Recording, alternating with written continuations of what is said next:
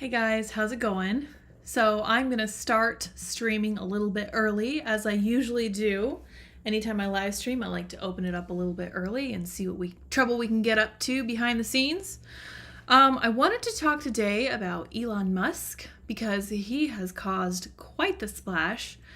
He strolled into the Twitter headquarters carrying a sink and captioned his tweet, quote, "Let that sink in," which has me convinced that he bought Twitter just so he could make dad jokes, honestly, which I personally think is hilarious. I'm very much in favor of this kind of chaos with this kind of motivation. But I think that what Elon Musk is doing is important in a way that conservatives should not be dependent on. And I'll get into why here in a little bit. Full disclosure, I was listening to Josh Hawley talk with Jordan Peterson on Jordan Peterson's podcast on the way back from my conversation with Joe Bob, who apparently lives really nearby. That was a really fun interview. You guys can check that out. I have that on my Twitter. I linked it for y'all.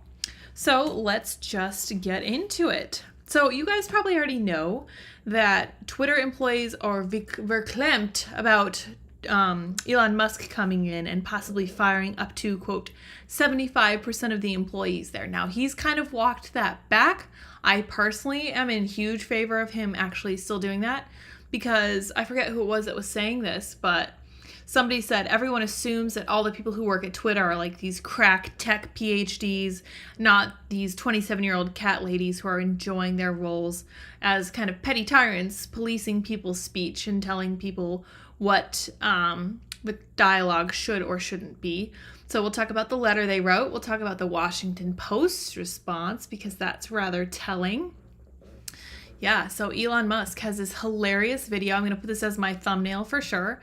Where he's literally carrying a porcelain bathroom sink. Somebody commented that it should have been a kitchen sink. I think that would have been hilarious as well, but I really think that he pulled it off quite well. He has a huge grin on his face. He's clearly having a ton of fun, and honestly, good for him. I'm really glad that he's creating this calamity for the left-wing isolation sphere that is Twitter, or has been to this point. I sense all of that is about to change. And I think we all know that Elon Musk is not exactly right-leaning. He's just not. He's one of those people for whom the left has left them behind.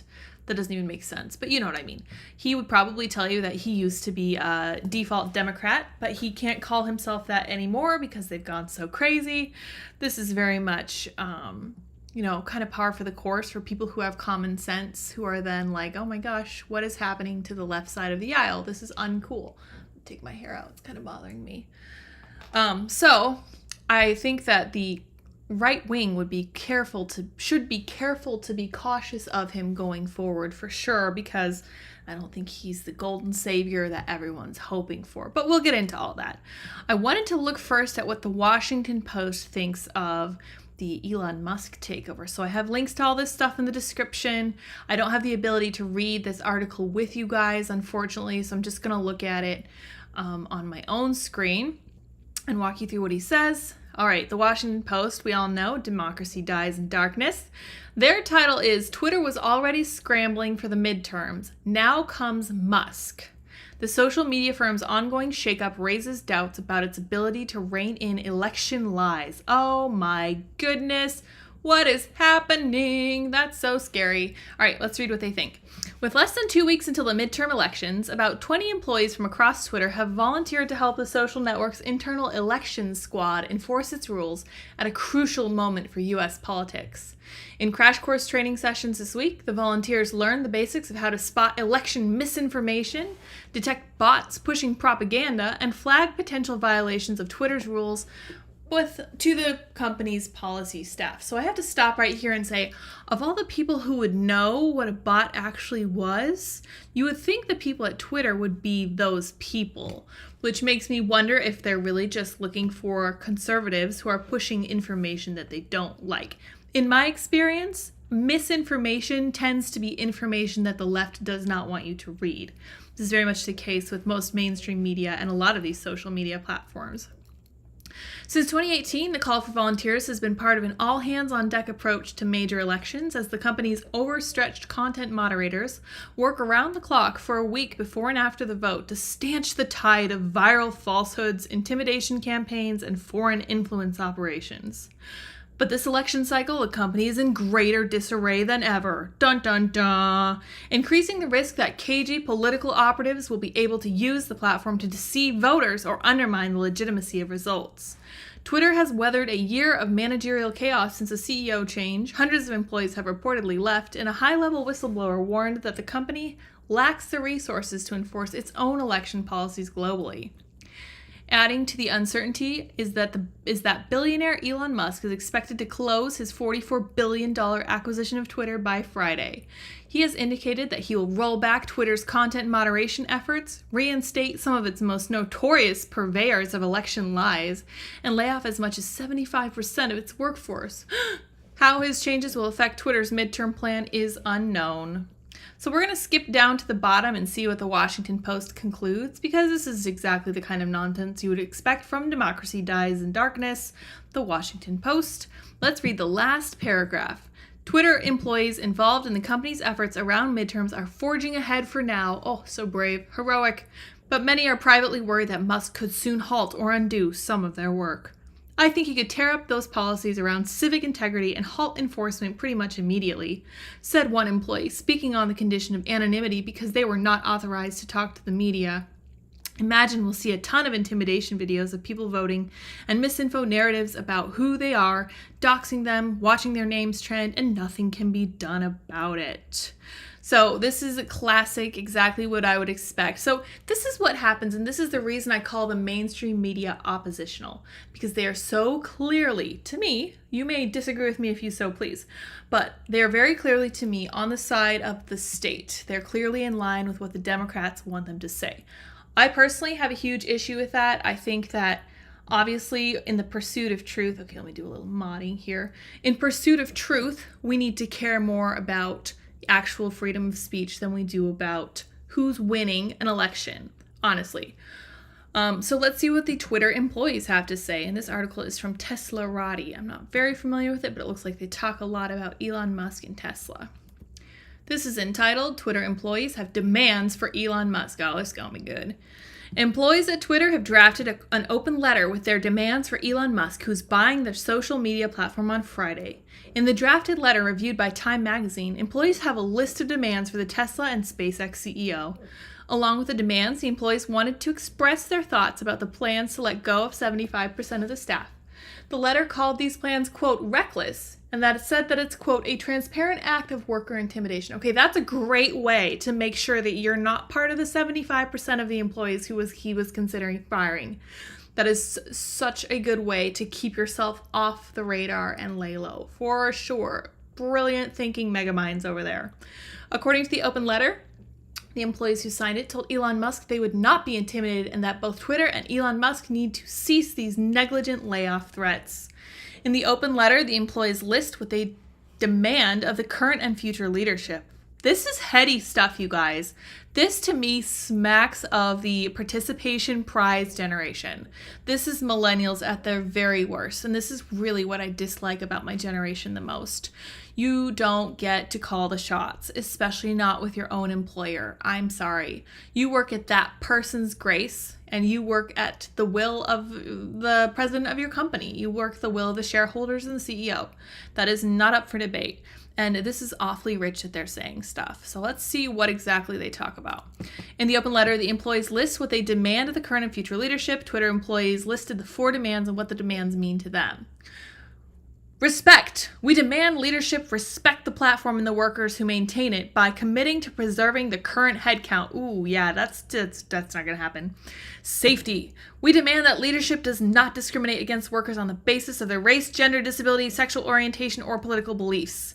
I'm just going to come right out and say that this sounds exactly like what would be happening in any case, even if they hadn't brought this up, with the addition of political beliefs, which I believe is only a protected class in Washington, D.C. We also demand safety for workers on visas who will be forced to leave the country they work in if they are laid off. Okay, fine, whatever.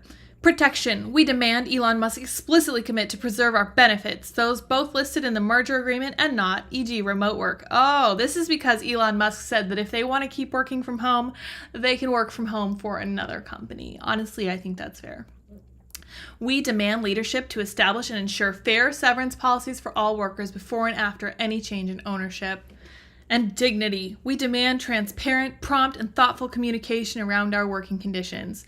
We demand to be treated with dignity and to not be treated as mere pawns in a game played by billionaires. If you signed this letter and I were Elon Musk, I would fire you. Period. No questions asked. Because you've just shown me that you're going to be a troublemaker, and that's the last thing I need, especially in the light like the Washington Post. The Washington Post wants him to commit to ensuring that there aren't too many lies around this upcoming election. Elon Musk doesn't have time for this nonsense. He doesn't have time to be preached at by bossy millennials, but that's exactly what they're doing. They're really putting themselves high on his list of people who are irritating him, and that's probably not a good place to be. The same, it seems, doesn't apply to the employees themselves. During Elon Musk's opening of his Saturday Night Live feature, he told the world that he had Asperger's, which is a form of autism. In May, a senior Twitter executive was recorded mocking Elon Musk for having Asperger's. He has Asperger's, so he's special. You're special needs. You're literally special needs, said the executive who was identified as Twitter's lead client partner, Alex Martinez. Oh, that's a spicy end to that article that I did not see coming. I did hear that he had identified himself as having Asperger's, which is in fact on the spectrum, but I did not realize that there had been an exec that had mocked him for that. That's really interesting. So apparently this is not a street that goes both ways, which just, again, smacks of millennial hypocrisy as far as I'm concerned. All right, let's see what you guys are saying. I just found this super interesting, and I'm going to encourage us to not pin too much hope on Elon Musk here in just a second. All right, good afternoon, everyone. Notification at all, but caught you. Thank you. I'm glad you could join us. We'll be getting on Twitter now. Yeah, so Elon Musk is there, so it's about to be a lot more interesting. It's definitely going to be more exciting. There will probably be a lot more liberal tears, which is always a lot of fun, but we have to remember that that's not our ultimate goal in life. Demand, blah, blah, blah. Yeah, exactly. I know, it's seriously annoying. If they're demanding to work from home, what control would Elon Musk have over their working conditions exactly? And this is why a lot of employers are insisting that their employees come back to work. But we'll see what he has to say. I'd be sending him chocolates if I was a Twitter employee and thanking him for the chance to continue to work there. Yeah, seriously.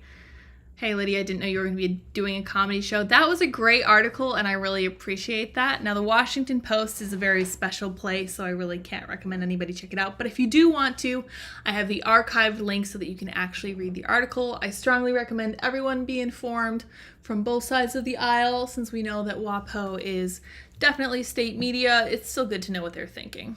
Let's see here. Okay, so the reason that I think that we should not pin our hopes on Elon Musk is because I'm not convinced he's going to be the ally that we need. So I'm really appreciative of all his work. I would love to talk to him myself. One of my biggest goals in life was to get him on Timcast IRL, which did not end up happening, but it's all good. He seems like such a fun, interesting person with such a keen sense of humor. And I'm not just saying that. I actually think that his Asperger's kind of keeps him down to earth and helps him get a good grip on whatever's going on in his world. So, okay, Elon buying Twitter is great, but conservatives should have real principled plans for saving free speech that don't rely on one person. Yeah, so this is called spreading out your range of dependency. So this would be like putting all your eggs in one basket. I'm sure you guys have heard it. That's never a good idea. When it comes to like InfoSec, talking to Andy, one of the first things he'll tell you, well, the first thing he'll tell you is that end-to-end encryption saves lives. But after that, he will definitely tell you that you need to have a plan of attack that involves multiple different inputs. So we can't rely on just one person, nor should we, because that is a form of hero worship that I don't think is going to get us anywhere. I think what we need, instead of relying on one person, is to redefine our concept of conservatism, because this is something that I talked with Benjamin Boyce about over a year ago, like a year and a half ago. Wow, yeah, that's crazy. And I was talking about ways that we can make conservatism more appealing to the younger generation. Now, I happen to know for a fact that TPUSA is doing a great job with this. They're really making conservatism seem interesting to younger demographics. And apparently that's working. I really need to find that article that came through one of the group chats that I'm in and was immediately lost to the sands of time because there are like 80 people in that chat and I just cannot keep up. It's crazy, but I will find it for you for sure because they are actually making headway. And as I mentioned earlier, I was listening to Josh Hawley talking to Jordan Peterson, one of the most fascinating conversations I'd heard in a really long time. And Josh Hawley actually has a positive plan for conservatism, and he mentions ways to do it. Some of the things I thought about specifically were engaging young people like TPUSA is doing, talking about real cultural issues like marriage and families, telling people that they can do hard things like raise families, and that it's very important that they themselves engage with the world around them. Because when you look at the world and there's nothing but nihilism and you feel like nothing you do makes any difference, this is Jordan Peterson's conundrum. He says you can either assume that nothing you do matters and just give up and lie down. And in a lot of ways, that's actually a lot easier. It's depressing, sure, but it is easier. You don't have to worry about all this stuff. There's no pressure. Nothing you do matters, blah, blah, blah. It sounds like a bit of a downer, but it takes a lot of the pressure off you.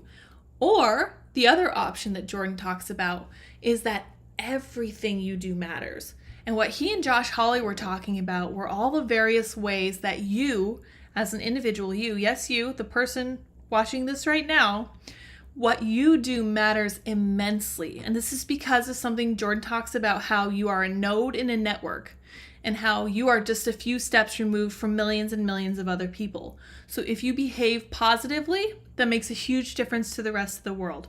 Literally, the rest of the world. And if you behave negatively, if you tell lies, if you make the world worse, then you're going to make the whole world worse.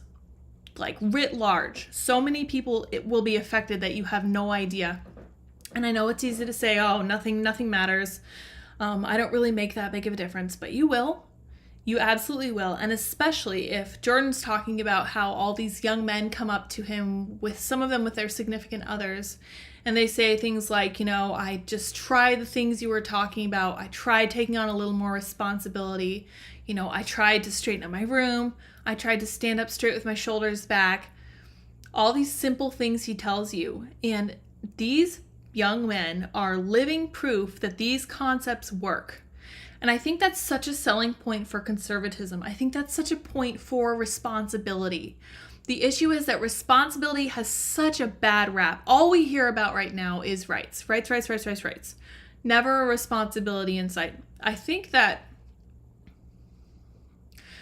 responsibilities have been deeply undersold, which is unfortunate because responsibility is where humans find so much of their meaning. You talk to anybody who has kids, and they will tell you that their child is the highlight of their life, that their family is what's worth living for, that they really care about the world around them because they have people depending on them.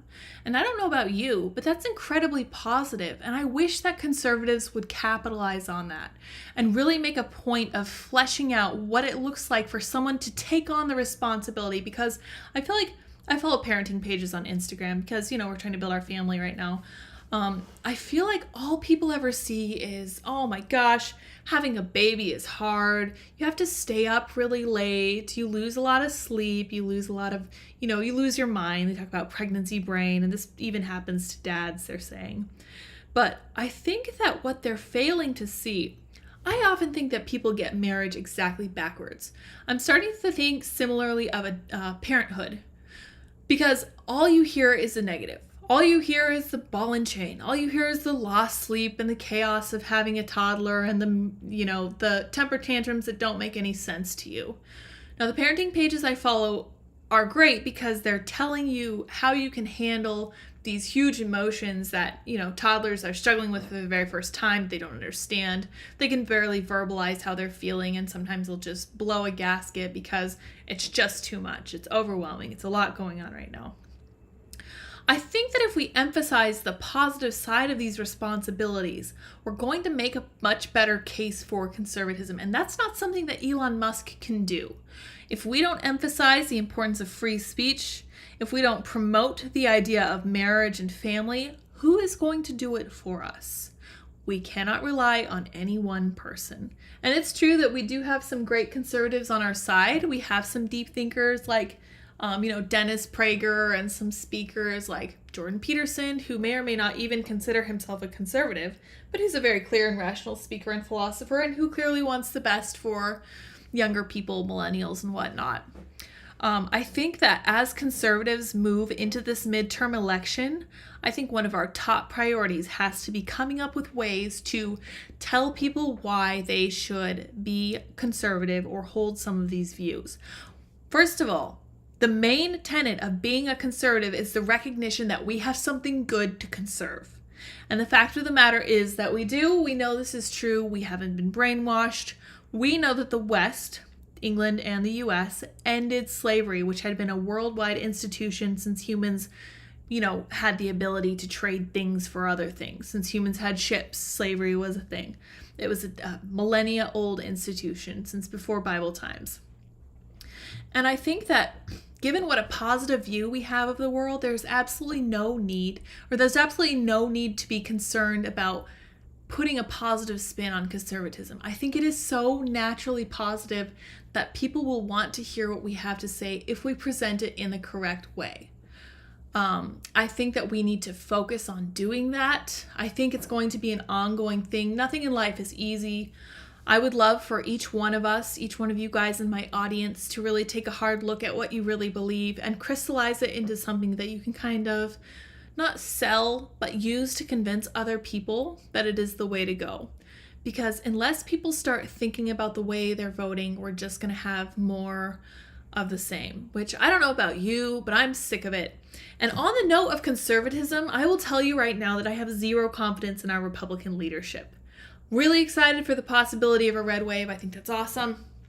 But I don't think that's going to save us if we just put people like Kevin McCarthy and Turtle Mitch into place.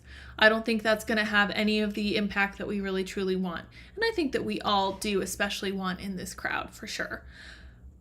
So all that to say, this Twitter news is super exciting. I don't think we should pin all our hope on Elon. Conservatism has such a positive angle. We just need to come to terms with how awesome it is. So my homework for you guys for today is to learn more about conservatism. I would honestly recommend reading Thomas Sowell. If you want, you can just go and look up some of his quotes. You can crack one of his books. He has great books. He has he has a library's worth of stuff that he's written. And this is an incredibly wise man who puts conservatism into such clear and concise terms. You can read Basic Economics. Actually, I would recommend starting with Basic Economics and then go from there, because that is one of the best places you can look. And I would also strongly recommend 2 podcasts. First of all, Jordan Peterson and Josh Hawley. It's episode number 300. On Jordan Peterson's podcast. And then the other thing I did that I tweeted about was I did an interview with Joe Bob. If you're familiar with him, he teams up with the Daily Caller, and he also does stuff with TPUSA. He's a ton of fun. We had a great conversation. I always really love when I can actually go and talk to somebody in person. So fun. It's just like sitting down with a friend. We looked at news articles. We looked at the video from whatever summit Joe Biden had where Dylan Mulvaney was. And we talked about what it means to be a man and a woman, the difference between the genders and all that rad stuff. We had a lot of fun. I really recommend it. The link in my tweet is to his YouTube, so you guys can subscribe to him over there as well. Let me see what you guys are thinking, and then I'm going to wrap it up because I just rambled for a little while. All right, here. Whew, if I did a podcast, I'd start every episode with "Good night, everyone." That is a great intro, and I love it. Special Washington. Yep. Hey, I love to see you on your own stream. Thank you. I'm glad you could join us by all means. Somebody said he is an AI. I assume you're referring to Elon Musk. I would agree with you, but I don't think the AIs have senses of humor yet. This would be a great federated protocol to connect Twitter, Minds, and Rumble. That's a good question. Good idea, rather. I'm cutting apples for my little one while listening. This mom is so excited you have your own show now. Thank you so much for joining us. I'm glad you can work that in with your chores. Tell your little kiddo we said hi. So conservatives can't just walk around in tweed quoting Burke anymore. Sure, you can if you want to, but I don't think you're going to win friends and influence people. I think the Beatles would tell you that that's not how you how you get people to want to be around you. Marriage models are not really built into the culture anymore. Yeah, we need positive role models. This is something else that conservatives can work on. There's so much work to be done. There are so many places. We could literally just pick a place and go from there. Like, it seems depressing in some degree, but it also is rather encouraging because the potential is endless. You can literally do whatever you want. Somebody says, babies are awesome. Somebody else is pregnant. Congratulations. No, not yet. Working on it. I worry about magic words, things people say that society will reward you for saying, easy lie, no recompense if found to be a lie. Not sure what you're referring to. Hopefully conservatism never becomes a form of magic word. The positives far outweigh the loss of sleep. Haha, yeah, for sure. I do think that too. I've always thought that children were a blessing. If you want reasonable men, then bring back mandatory conscription, 3 years of discipline, camaraderie, and adventure away from single mom's apron will shape them up. Possible. I think that's a bridge too far. I think that's asking too much all at the same time. I think that what would probably be best for men is to get them involved in stuff like Boy Scouts and MMA. I think that would be awesome. It's a really good way to go. Conservatism is for those with something to keep, to conserve. That's exactly what I said. We have such wonderful things to conserve. We owe it our best. We got to make sure that we keep it. My life totally changed. My son was born for the better. Yeah, 100%. Somebody says definitely not Elon Musk. Look at his family situation. Yeah, so he's a little bit like Nick Cannon in that he believes in having a bunch of kids, but he doesn't really believe in the family structure that's needed to raise kids properly. So he has kids with a bunch of different women. I don't think that's positive. I think that the ideal role model would have a family and a few kids, but he's what we got. I'm happy he's here. He seems like a really quirky and interesting person, and I'm delighted that he's raising such chaos over at Twitter, honestly. Oh no, it jumped. Come back. All right, let's see here. Somebody says kids are life, for sure. We stand for freedom and human rights and be free. Absolutely, 100%. Localism is quite attractive. Yeah, I need to look into that. Will Trump be president in 23 or 24? House Speaker for Trump, or Biden is gone before January? I don't know. I guess we'll see. I will tell you right now that red wave is getting stronger. But like I said before, if we don't bring in some better Republicans, there's just hardly even any point. Like, what's the point of having a majority in the House and Senate? There's really not. Like, they're just going to do more of the same stuff we had. I do miss your bye guys on the show. Well, I'll see it at the end of this show. Don't worry. Boy Scouts too, yeah. Boy Scouts can be kind of... So the reason that one of the best ways to make sure that your kids are not taken advantage of by gross and horrible adults, so I'm not going to call them what Twitter has banned, is to make sure that you're involved. Like, I knew, like, my brothers were involved in Boy Scouts and my dad was right there with them. He was a scout leader. He was a scoutmaster, I think. And there was nothing getting past my dad, for sure. Nobody was going to pull one over on my brothers in any case, which I think is good. That's the best way to do it, is to always be right there with your kids. Not like a helicopter parent, but to be present if they need you and to make sure that other people don't take advantage of them. And I'm not a parent yet, but that's just what I've observed. Research of local organizations are mandatory. Yeah, absolutely. There's a lot we could do. We could certainly start at a lower level. I think that looking at the federal level is really intimidating and kind of demoralizing for most people. So I would strongly recommend starting small. I really think that's the way to go. And what better place to start than your own family? So I will leave you guys with that thought. Go check out Elon Musk's tweet. That link is in the description. Go check out my talk with Joe Bob from earlier today. That was a lot of fun too. And listen to Josh Hawley and Jordan Peterson, and you will have a great afternoon. All right, until tomorrow. Bye, guys.